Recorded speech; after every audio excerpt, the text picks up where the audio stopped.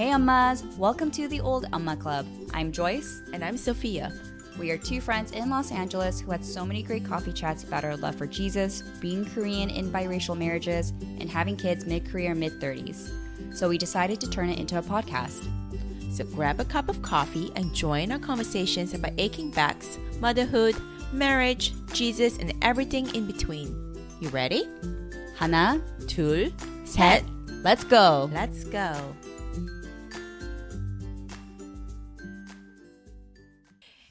Hey, Ummas! Hey Ummas! We are here. Season 2, episode 2. Yes, season 2, episode 2. So today we are going to talk about transitions. And this is something that I feel like a lot of pregnant moms of first-time kids will ask us. I mean, they don't even have the baby yet, but they're saying like, oh, what is it like to have 2 kids or 3 kids? So we're going to talk about that today, going from 0 to 1 or 1 to 2, and then 2 to 3 for Joyce. I can speak to that. And talking about which has been the toughest, which has been the easiest, what are the unique challenges to each transition. So I think this is going to be a fun episode. Yeah, because we talk about it all the time. Yeah, and I think like I want to know what it's like going from 2 to 3 because that's going to be me soon. So I would love to hear from you too. All right. Well, should we talk about our transition from going 0 to 1? Because that was especially unique. Especially because for us, we became moms during COVID. Oh. COVID. Corona.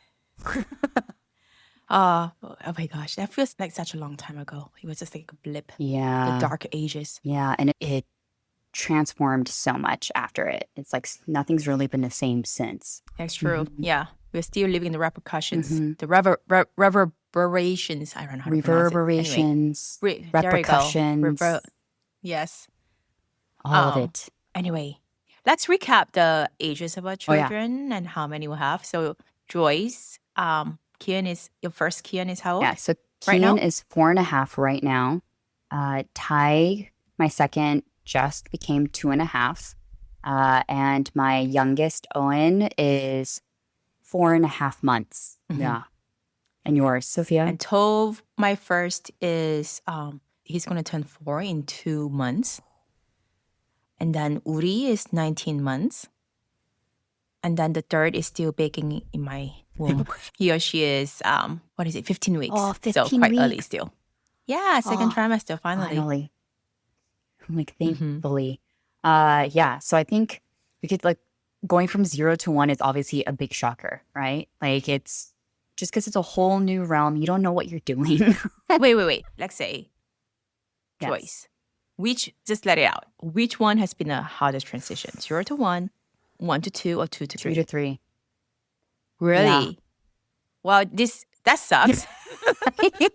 미안해. Take it back. No good. Wrong. 정답 아니야. Dang. 틀렸어. Okay, you know why though? It's because of the age gap. Like I have a 4-year-old, a 2-year-old, and a newborn, right? We all know 2s comes with big feelings. And newsflash for those of you who don't have 4-year-olds, 4 comes with big feelings too, plus attitude. With tons of sass, right? That's what I heard. Lots of sass. Like it's so fun as a parent to just see like their creativity and their individualism and just like all that. But it's hard because it's like they really want to be independent, but they have absolutely no skill set to be independent. 2s are just, especially my 2-year-old is like a feral animal. He's just feral. So I have this feral, emotional 2-year-old child who is my koala Velcro baby. And then I have the just dying for independence 4-year-old. And then thankfully the newborn is pretty chill. Like thankfully Owen is pretty chill and he's just like along for the ride right now. Lord knows what he's going to be like when he's older. Once you have toddlers and preschoolers, you're like, oh, babies are easy. Yeah. You're like, this is great. I mean, they cry and then they wake up during the night. But other than that, you don't have to deal with the attitude. They don't talk. Well, they kind of talk. Yeah, they don't talk nonstop. That was Yeah. fine. I'm just so tired of the why request. Never ending whys. Why? Yeah. Why? But why? Nonstop. Yeah. And I'm like, I don't mind it in a sense because it double checks my logic, right? When they ask why, I'm like, is this a logical thing that I'm doing? You know what I mean? And I'm like, no, this is reasonable. This is definitely reasonable. Like it makes me question and stop what I'm doing to make sure I'm not just a triggered mess of like saying, blah, blah, blah, blah, just do it. You know what I mean? But Yeah, but that takes too much mental work. yeah. I'm sorry. No, I sometimes I'm like, okay, you need to stop But asking also, yeah, questions. just stop talking. So like, Just like, shh, shh. Anyway, yeah. why is 2 to 3 the hardest for 2 to 3 is hard in the sense of, I would say going from 2 to 3, I feel the most confident.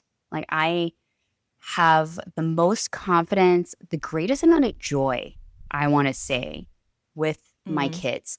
Like even how I handled Kian to Ty to Owen is very different. And like with Owen, like I'm not as like ginger of like, oh, should I kiss him? Like, what should I do? You know what I mean? Like, I'm just this full heart. And in a sense, there's a lot of beauty in that. Like, I just feel confident of who I am as an Umma. Like, I feel good. mhm. Like, people kind of like, give me like looks, and I'm like, you don't have to agree with me, but just do what I need you to do, kind of deal. And I Yeah. know how to be much more firm in mama bear mode when I need to be in medical system, like all that stuff. And I Mhm. don't let people question me. So there's, I think, in that sense, there's a Mhm. lot of goodness. It's just Yeah. more of the schedules, and the schedules are very different. When 2 to 1, Ah. right, their schedules are still kind of similar in a sense because they're still young and they're both napping. And even though their needs are high, it's kind of similar in that they just need attention, they need presence, and they need naps and snacks. Like, what I mean? Mhm. It's much more simple. Before, Yeah. their needs are so much greater and their schedule is actually a little harder to manage because they actually need to go outside. They actually need to be engaged with things. When I was just my 2-year-old and the baby, like we're pretty chill, we're kosher. We can get away with just hanging out around the house, right? So the needs are different and they're much more Mm. varietal and they take more Yeah. schedules and they take more space and they take more logistical, like do do do do, right? Yeah. And doctor appointments, you have like 3 kids you have to figure out how to like manage. And you're like calling doctor, am I allowed to bring all 3 kids? And they all say Yeah. no. You can bring Oh my one. So I'm like, gosh. I will figure out I, which child to bring. I hate those doctor's appointments. Yeah. And it's like, I get it. Like Owen has a hematology appointment. Like he has a hematologist. And so it's a lot of, he's one of their mild cases. And the nurses just love when he comes because they don't have like little babies. So they all just come into the room to look at the babies. But a Oh. lot of their patients are all like have cancer, have like blood disorders. Oh. So they're very careful about who they allow to come in, which is fair. They usually say like no children because Yeah. they don't want germs coming in. Yeah. So then that's even harder because then I have 2 kids. I have to figure out where to house them. Like, and like, it's just all this other stuff. So I think it's hard in that there's more logistics, but it's Mhm. easier in that my confidence as an Umma and my decision making tree, like I can move through that faster. Like I can come to Mm. conclusions faster. I can decide with more assurance and assertiveness. And there's familiarity in things. I have a greater amount of framework, but it's just harder because of the logistics and emotions and needs are too varietal. There's too much of a spectrum now. Yeah. So logistically, it's harder, but maybe mentally, it's a little easier. But wait, actually, no, it does sound like there's a lot of mental overload. Yes. Mentally, it's just because you just added a whole other kid's schedule, right? So Yeah. now there's 3 nap schedules. If your oldest naps, my oldest does not nap. So now I'm like, what do I do with the oldest while the other 2 naps? But yet I still have my own things I need to get done. And so that was hard in that sense. But I think because you have more confidence, it feels a little easier in other ways. As in, like, it doesn't feel as impossible, right? Yeah. And not as like confusing because you're like, oh, I've gone through Mm. this. Let's just do this. And you're kind of more comfortable with not having things be perfect. I think when you're going from 1 to 2, you still have some of the expectations and hopes that you had of when you had one child. Yeah, that the second child is going to be, that experience is going to be like the first And you're experience, trying right? to maintain a certain level of like perfectionism in a sense where like, you're like idealism, right? You're like, this is like ideal. Yep. This is how I want it to be. Let's try to make this ideal.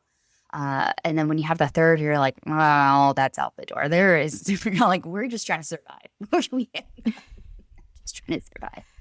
Yeah, I remember asking my brother who has 3 daughters. I was like, hey, how is it like having 3 kids? It's like, we're just surviving. Yeah, you just try to survive. Yeah.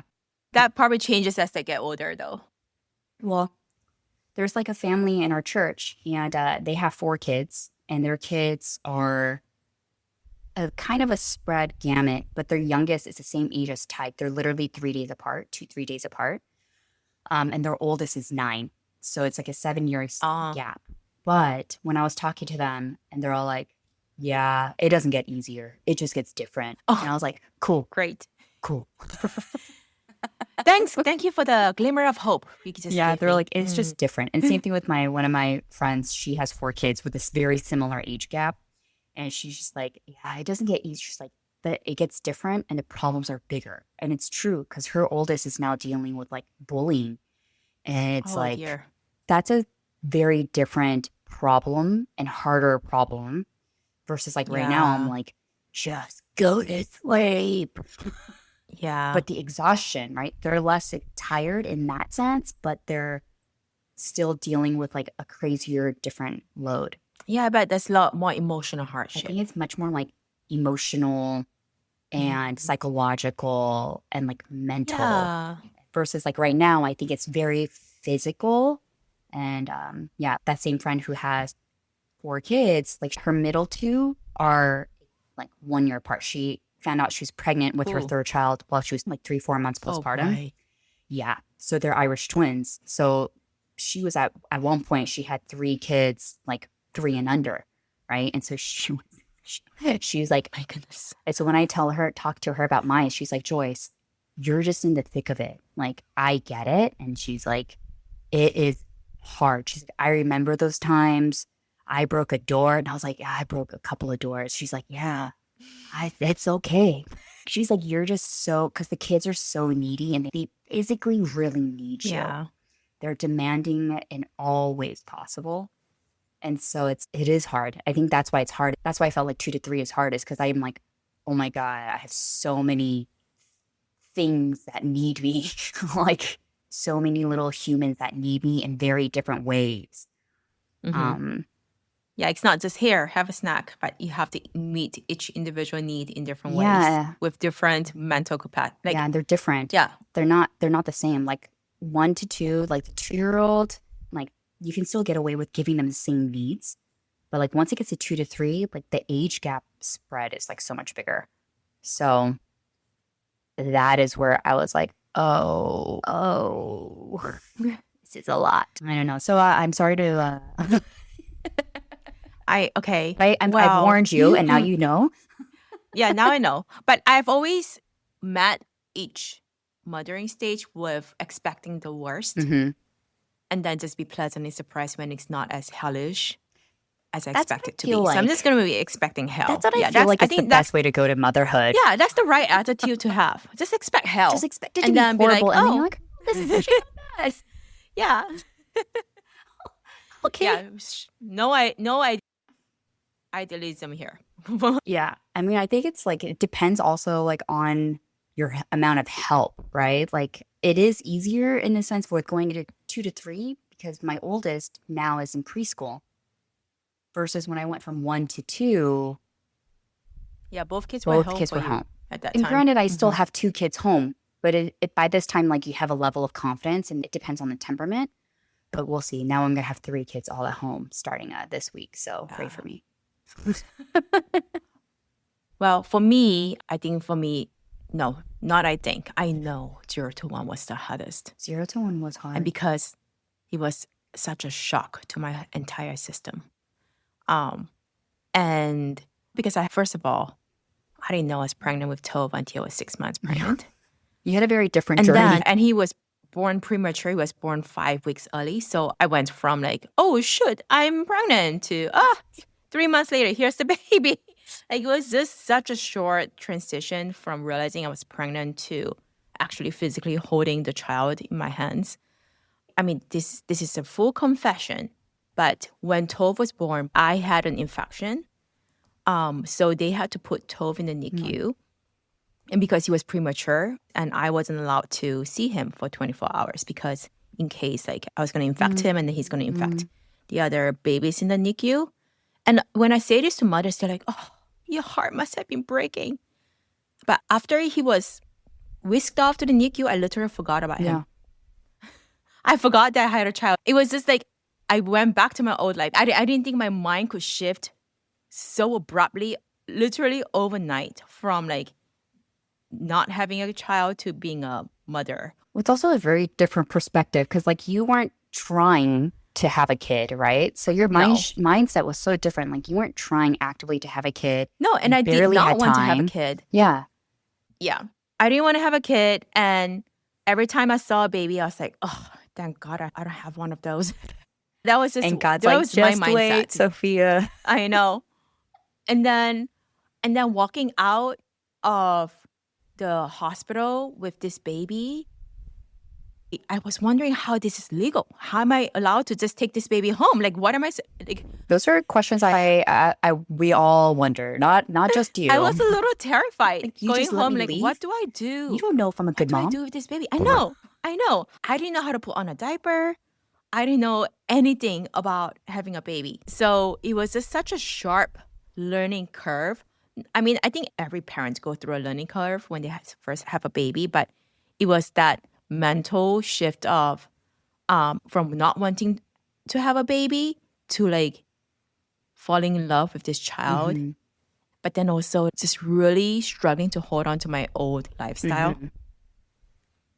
not knowing what to expect and not knowing whether I can work out like I used to anymore, and realizing that I can't eat dinner leisurely anymore. I can just go for leisurely walk every night after dinner.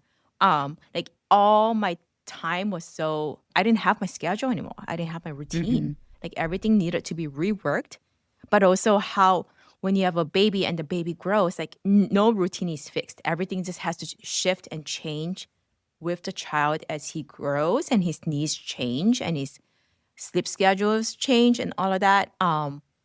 I had a really hard time just losing my independence and learning to take care of Yeah, someone but I else. think that's like valid Yeah. hardship for a lot of moms. Like even for myself who was planning and actively trying and was wanting a child and all that stuff. Like even with that factor of like that mindset of me wanting a kid and I still really struggled with like, what do you mean I can't just do I can't you what what What do do you you mean I don't have weekends anymore? and like also I'm like, what do you mean it's just all me? What do you mean? Yeah. What do you mean it's just my boobs and that's it? I think also part of it is like for me, I had time to almost like daydream of this motherhood. I mean, part of it was Mm. also like COVID happened, so there was already a layer of anxiety. I didn't even know if Tyler was going to be allowed to even be with me in the hospital. So they literally 2 weeks before the delivery, the hospital changed the rule. Oh, wow. Yeah, That's fortunate. yeah, we Mhm. wouldn't. I would have had to do the delivery and like be by myself, like, and that would have been terrifying.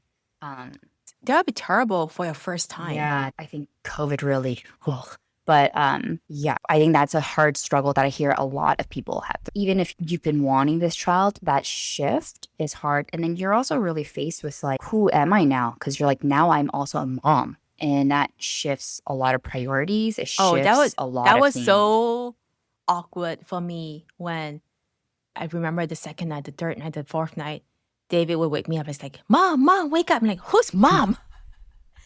Who's mom? Me? A mom? Weird. That's weird. At least you woke up. I remember like my kunimo and kunimobo were telling me stories about when my kunim like they had my cousin, and kunimo was like, "Oh, I didn't even hear the baby." Kunimobo was like telling me like how he would hold my cousin and he like had to kick my emo awake and be like, "Wake up! Your child is Oh, crying." I've so had those moments. It was so funny. I was like, oh my gosh. Yeah. But I think my greatest struggle was definitely just like not being able to let go of the childless life all at Oh once. yeah. And There's a I grieving just you have like to do. clung on to it with all Yeah. my claws. And it was just like slowly, okay, I think I'll be okay with losing this part and then losing this part and then losing that part. But there were a lot of struggles Yeah. just trying to hold on to my previous life. Yeah. And I mean, when we finally knew we were pregnant, David and I had many discussions about, oh, we're not going to like, revolve our life around this kid, right? Oh, this kid is just going to go along with us on this ride. And, How humbling. How we're not humbling it going to has. tailor our lives to this kid, right? And then we're going to have perfect communication. We're going to work like a team, right? Even though it was like a short time when we finally were able to dream about being parents and build our list of what kind of parents we wanted to be. Yeah, I'm glad it wasn't long enough because there was just nonsense. There was just garbage. Maybe it was a gift that you guys didn't have as much time to like talk things up because then you're just like, let's just get thrown in to it and just figure it out. You're like, because then we won't create this idealism. I don't even know. But yeah, that I think 0 to 1 is a hard transition because it's mentally exhausting because you're actually learning everything for the first time. Like the way I Yeah. tell everybody when you go from your first child to second child, I was like, when you have your first child, it's like that very first entry level job you get at college. You have no idea really what you're doing. You're figuring things out. You have absolute no framework of what to do. You're trying your best, but you're kind of fumbling your way through, right? But when you have your second kid, it's like when you get that second job after that first entry level job.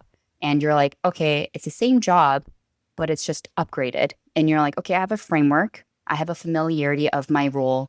I have an idea of what is my expectations, but I don't know the nuances. I don't know this culture. I don't know the identity of this company that I need to figure out. So you kind of go into it with a little bit more confidence of like, I have an idea. So you don't use as much brain work of like, is this poop weird? Is this poop not weird? Is this how you fold a diaper? Like, am I supposed to be breastfeeding? Like, am I pumping properly? Yeah. Okay, so then 1 to 2, how would you rank it? So 2 to 3 is hardest. Then what is the second hardest for you? 0 to 1.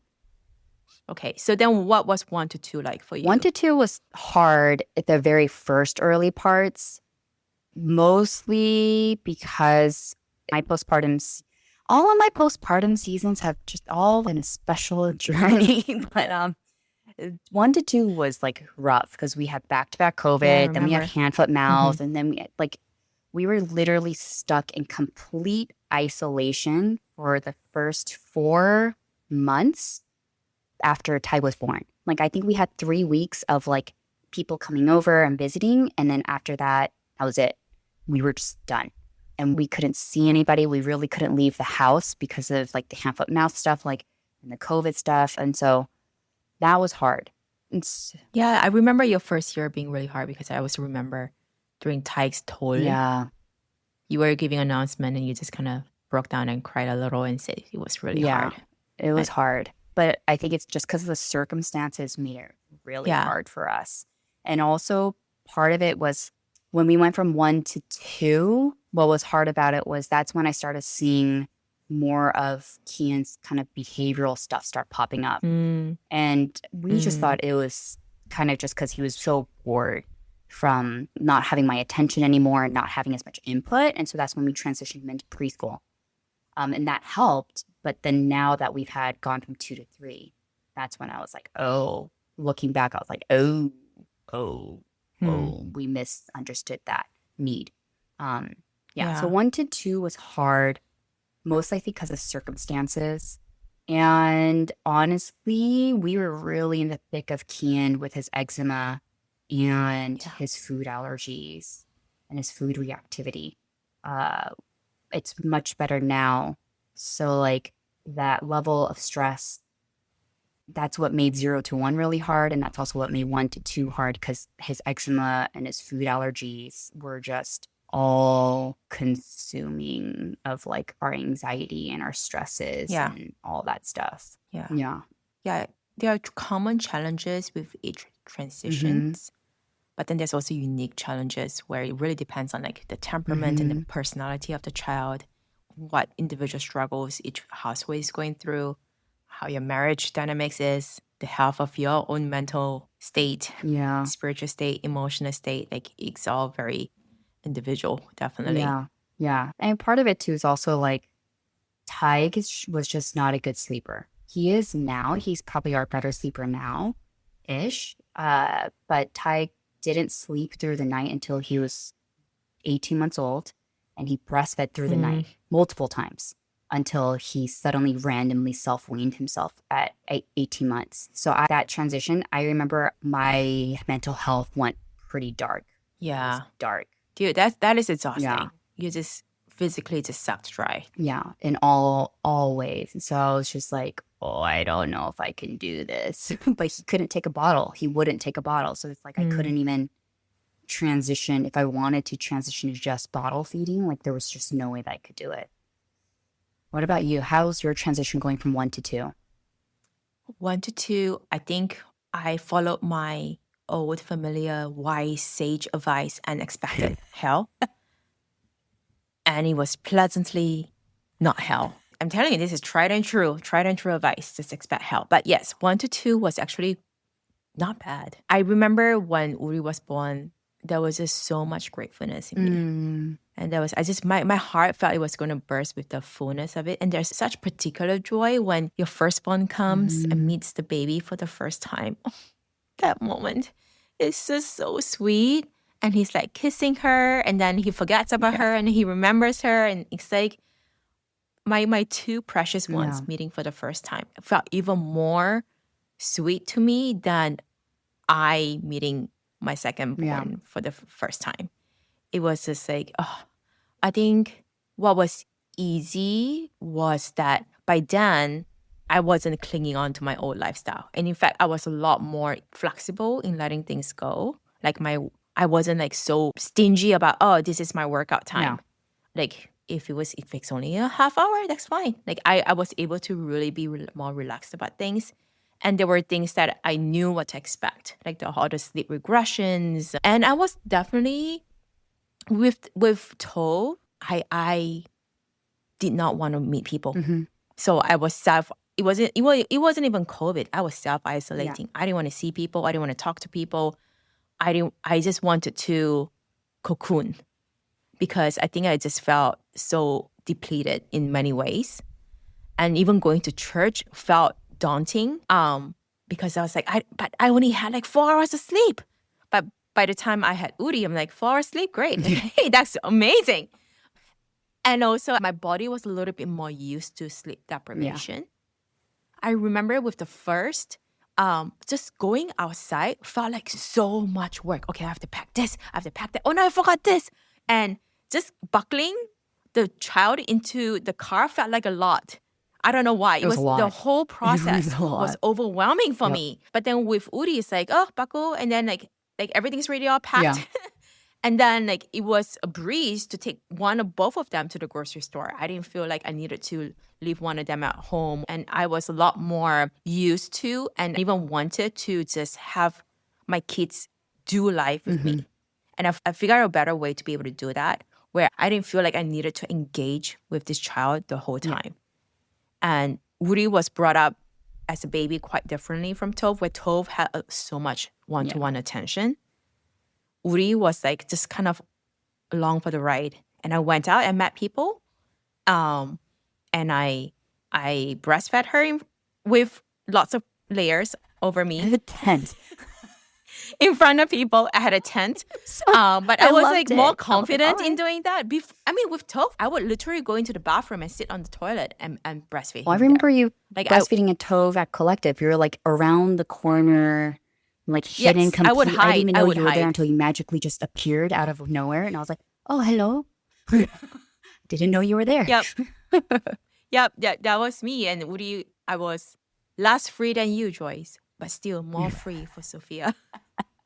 So I was able to actually take her out into public, and I actually made myself go out and have social interactions because I knew that was necessary, and I didn't want to repeat the mistake of socially isolating myself. And so in a way, that was a lot easier. And before we had Uri, David and I had several months of marital therapy, and that also helped, I think, with our marriage. I do remember, though, with Uri, I had major hormonal rage. I had like uncontrollable postpartum rage. And that season was hard, but it was thankfully short. But it was unlike what I've ever experienced before. It was just, I didn't have postpartum depression, but that rage that just flared out.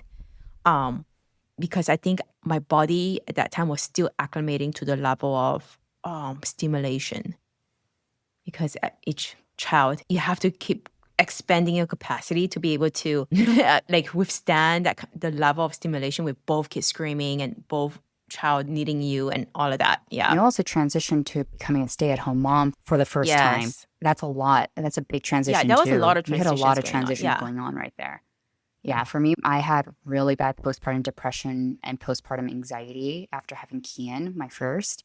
It was like horrible. Like I could only plan one outing a week, and it took me at least a week of mental preparation. And I would like think things over and over, every possible situation over and over and over again. And I just thought this was being a mom. And I was talking to Tyler. He's like, no, Joyce, that's anxiety. And I was like, what? Because I never had that. So I was just like, oh, but I had depression. Oh, I'm so glad that he was able to help you identify Yeah, because he struggles with anxiety. I've always struggled with depression, but I never really struggled with anxiety. And he's like, no, Joyce, that's anxiety. And I was like, so that's not normal. And he's like, no, like you should not feel like it takes you a week of mental preparation to be able to go out for 30 minutes. And I would come back and I was just so depleted from the level of stress I had the whole time that I like would be done. Like I couldn't physically move because it was like physically taxing. And then I also had depression on top of that. And so that was really tough. Yeah. And going from like 1 to 2, I had perinatal depression. So that's depression. I was depressed during the whole pregnancy, but postpartum, I was depressed, but I think it was circumstantial depression because of just isolation. It wasn't so much like purely postpartum. Yeah, the sickness. Yeah. I think the postpartum depression hit maybe a year, like a little later. And I think truly that's because like the amount of fatigue and exhaustion I hit. And then with this third pregnancy, not as much depression. I was sad and grief because the pregnancy was tough. But and obviously with Owen in the NICU, there comes its own levels of depression or sadness and grief with that. But I think it's more postpartum rage. You identify with me. It's more the rage. And I think that's also where it's like, that's why it hits so But you hard. also do have 2 little flying boys. Wrestling. Yeah. And the neurodivergence aspect and all this other stuff, there's like some special circumstances that make it special. Yeah. The thing is with transitions too, like 0 to 1 and 1 to 2 for me is different as each kids get older. Like 1 to 2, when Uri was a baby, before she was 1.5, which is she is not now, it was a lot easier than now. Once she hit 18 months, the tantrums coming,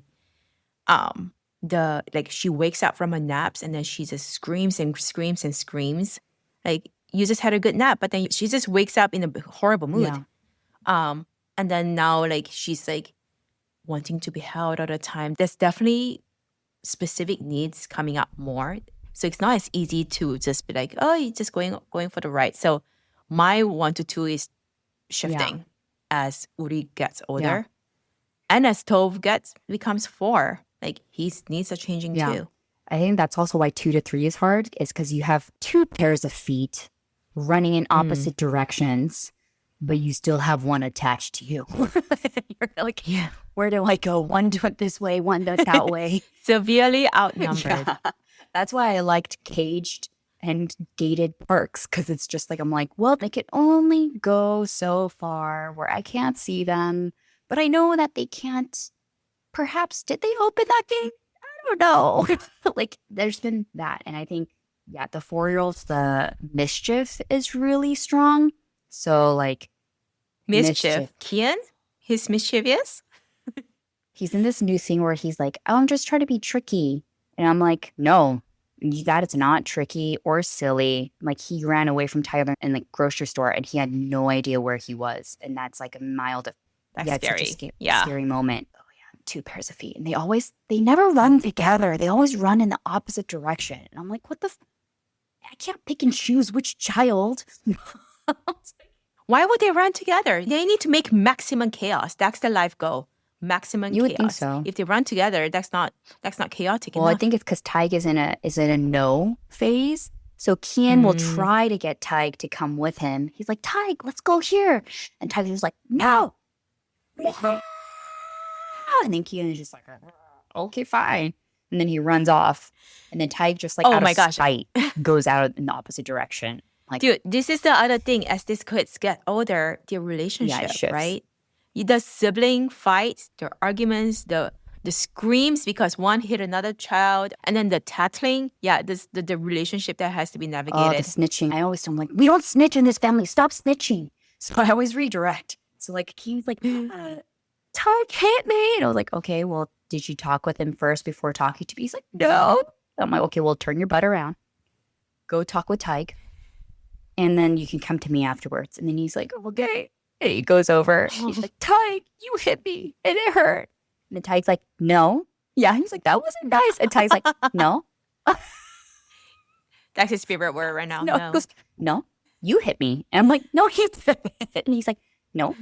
Turns around, walks away. The kid's like, oh, I told him that she's not. And I was like, you worked it out with your brother. And then walk away. Oh, the drama. Oh, the drama. I know. There's like a video that I saw where it's like, I'm tired of saying no and stop. So I'm just at this point, made the best man win. And I'm like, yeah, that's pretty much. Yeah. I mean, that's how I am right now. When I hear a kid crying, I'm like, You measure the crying, let them right? work. You're like, First, I measure the crying, then I let them work it out. And then if one of them comes running to me, then I address it. But I'm not going to run over to address it. yeah. I'm like at a certain point too where I'm like, you got to learn consequences, right? So Ian will like initiate wrestling and then Tyke will like deck him so hard. But it's also Kian started it. So then he'll like come running after me and I'm like, look, dude, if you're going to play rough with your brother and you're the one who starts it, you need to be ready because one of you might get hurt and that's just what happens. Yeah. It's got natural consequences. I don't know if any of you who are listening would be like, how dare, I'm like, look, like at a certain point, like, especially with boys, wrestling is such a big component of boyhood and like their physicality. I'm like, they have to learn that they can't come crying every single time they get hurt for something that they initiated and wanted and started. And I'm like, look, dude, we've made rules and boundaries. I'm like, don't do it from the back. You got to ask permission before you start. Don't hit the face and the head. Those are no-nos. Yeah. And I was like, if you get hurt, if it's really bad, I'll come in. But if you're just like arguing with each other, I'm like, it is what it is. I'm over it. Yeah. Are any bones broken? Yeah. No? Okay. Then you guys work it out. Was there a cracking the noise? joys of being a boy mom. Was there a crack that I heard? Was that a head injury, concussion that I just heard? No? Okay. Yeah. Each of the transitions from 0 to 1, 1 to 2, 2 to 3 are so unique.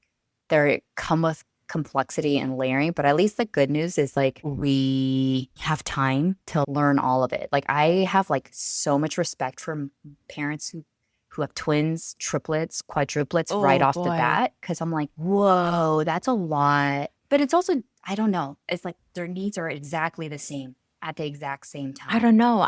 I've never had twins. I hope I never have twins. I used to always want twins, but I wanted twins first. You did? You crazy. I wanted twins first because you don't know any better. Right? That's your first time parent experience. Oh my goodness. You just wanted to kill two birds with one stone kind of thing? I'm classic Enneagram 3. I was like, let's be efficient. One pregnancy, one delivery, done. I was like, let's just bang it out. You know what I mean? And then I'm not going to know any better. It's my first time being a parent. So I'm like, I don't know. I'm an empty vessel to be molded. Oh, Joyce. How much you've learned. How you've grown up. So I have so much. If you are listening, you have twins, triplets, quadruplets. Like I have septuplets, octuplets. None. No, I don't even know. But either way, I have so much respect for you because it's hats off. It's a lot of mental juggling. Like so much. You would need a lot of support at that point. Like not. You would You hope just have to so. hire Yeah, help you would or hope so. family help. I don't know. If any of you guys have twins or triplets, please report Yeah, back. let us Let know. us know. Please leave comments or email us or something because we want to know. Like, Yeah, I'm just so curious. How do you well, make yeah, it? because I had a client, she had twins and they were premature, so they were in the NICU for a while. But when she came Oh, out, and then she and I grabbed lunch after, and she was just saying like how people are like, wow, it must be so hard, like having two kids at once. And this is why I was like, yeah, I want two kids at once then. Because she's like, well, I don't really know any different. She's like, it's my first time being a mom, and this is just what I have. Like though also it's very maybe the different. nice thing is that they do play with each other. They're bonded. They're very Yes. bonded. So there is that beauty in that. You don't have the age difference gap, right? Like right now, 2-year-old, the 2.5-year-old really doesn't know how to play with the 4.5-year-old. Yeah. So therefore there's constant like collision. But if they're Yep. the same age, they're playing same. And they're kind of always with Yeah. each other and they know each other and they expect each other. So yeah. I mean, Owen started off as a twin. So that would have been crazy if he ended up being a twin. Do you feel relieved? Dude, I don't think my uterus, that was God's grace. My uterus would not. Oh, right. Yeah. And he was huge. He was 7 pounds. He was. Probably would have crushed the At other 35 twin. weeks. Yeah. Mhm. Yeah. There's no way. If I had two of them, could you imagine? They were both 7 pounds. No. Even if the other one my was like goodness. 5 pounds, that's still insane. So anyway, Joyce, what would be your advice for parents going from, let's say, 1 to 2? I think the more willing you are to accept chaos, the easier it will be. Because when you have one, when you're going from 0 to 1, there's a certain level of control that you have. And I think when you go from 1 to 2, sometimes we try to hold on to that control still, and that control of trying to maintain a certain expectation that you had when you're going from 0 to 1, it has to go out the door, and you have to be more willing to accept chaos, be more willing of imperfection, be more willing to let things go. And I think the faster you are to be able to do that, the better it is. And I think the other part of it is really trying your best not to overregulate the relationship. And I think I struggled with that, and it has its own implications as they get older. Yeah. What about from 2 to 3? Chaos. Just Any advice for me? More chaos? Goodness. no, I would say the thing with 2 to 3 is it is just chaos. I think it's just you're gonna be more confident. I'm gonna give that I will say it off the bat, like going from 2 to 3, I have never felt more confident. And I think a lot of people will say that when they went to 3 children. It's more like there's just exhaustion and bandwidth. And so I think that's really what it comes down to is like there's just more logistical work. So I think if you are able to delegate better and figure that out ahead of time, that will help a lot of like saying like, I need you to handle this. And I was very explicit with Tyler. And I was like, you need to do this. And if you don't, I will force you. Tyler did step up He a lot. stepped up a lot. right? And I think the hospitalization. Yeah, go Tyler. Tyler's very involved dad. And he takes pride in that. Yeah. And I'm proud of him too. Thank you. Yeah, he is a great person. Yeah. He's just a great person. Yeah, thank you. Yeah, I think if you from go 2 to 3, I think if you are just willing and knowing that you're going to be chaotic, but also know that you're going to be so much more confident, and then you just expect your kids to always run in opposite directions. They already do. They already do, I know. So I think it's just that. Like, it's just you're going to be much more confident.